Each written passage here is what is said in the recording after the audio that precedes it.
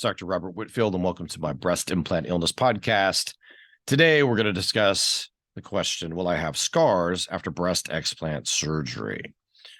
So, explant surgery for me is done through either the fold, through a vertical, or through a periareolar approach. And so let me delve into what that means relative to the breast size and shape. So allow me to, be a little liberal with how I think about this and try to explain my thoughts. If you have a wide breast that extends into your armpit, you're going to want that narrowed. Otherwise, when you remove the device itself, it may be more flattened and boxy at the bottom. So in those instances where we want to narrow and lift the breast, we're going to use a vertical technique, often referred to when you look at the scar pattern as a lollipop. So that allows us to take tissue from below the nipple complex and advance and lift the tissue as we close it.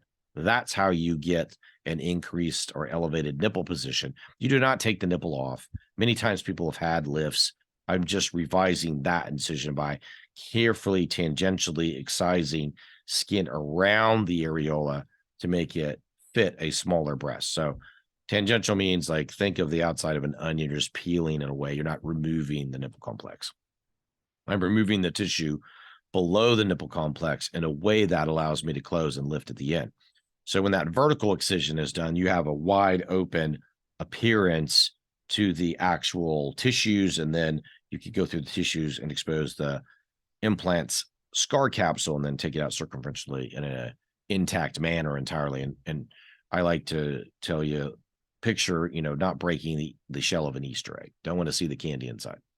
If there's not going to be a lift, then it's purely about how was it put in? Was it put in periareolar or through the fold? Because I can't take an implant and its scar capsule out through the armpit. So that's off the table. So if we're underneath the breast, we need a slightly bigger incision typically to get it all out because the tissue around it makes it hard to get out. It's not smooth anymore. Can't just advance it through a small incision. So typically about 6 to 7 centimeters, once again, 6 to 7 centimeter incision to get that out, all hidden in the fold, if the tissues will drape over that fold incision. And then, of course, I can take things out through a periareolar incision. Obviously, Danica Patrick talked about this when she explained her explant journey and how it was done.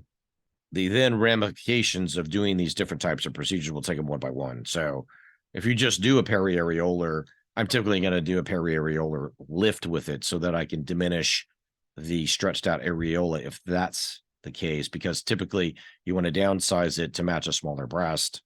So that can be done at the same time. So that leaves you just with one scar pattern around the outside of the areola. And then we discussed the vertical, which is going to leave you with a lollipop type scar, but allows you to take out excess skin and tissue, not breast tissue, but, little excess fatty tissue and mostly skin, so that you want to preserve breast tissue in that instance. IMF or the fold incision, once again, straightforward. It's not going to take any excess skin out, really. It's just really to get the implant material capsule all out together. When we're talking about any of these, we want to preserve sensation always. That's why when I talk about that little tangential excision of breast skin around the areola, that's meant to not affect sensation. We want to minimize scarring whenever we can. So to have a lollipop, you have to have a wide breast and need the nipple position elevated. If it's done through a periareolar as the initial incision, you can do periareolar lift. If you feel like the periareolar lift is going to help you because there's excess skin, but the nipple's in good position, you can do that. Then, of course, there's the below the breast incision, and that's, the infirmary fold incision. So these are all the types of things that we discuss and evaluate to see what will work best. And then with any of those, I can always add a fat transfer to help revolumize the breast, but always remember fat goes between the skin and above the breast because that's the fatty layer. That's where the fat belongs. It doesn't belong in the breast, and I don't put it in the pocket where I took the breast implant and its capsule out of because it's not going to survive there. So if you're going to have this, make sure your provider understands these points I discussed. the different types of incisions, the ramifications of those incisions. If a lift is necessary, what type of lift is necessary? What does it really mean? How is it going to help? And if you need to revolumize, then that's with the fat transfer. Make sure that you understand that, where to place it, and that will optimize your results. Obviously, anybody can take advantage of our recovery program, HARP.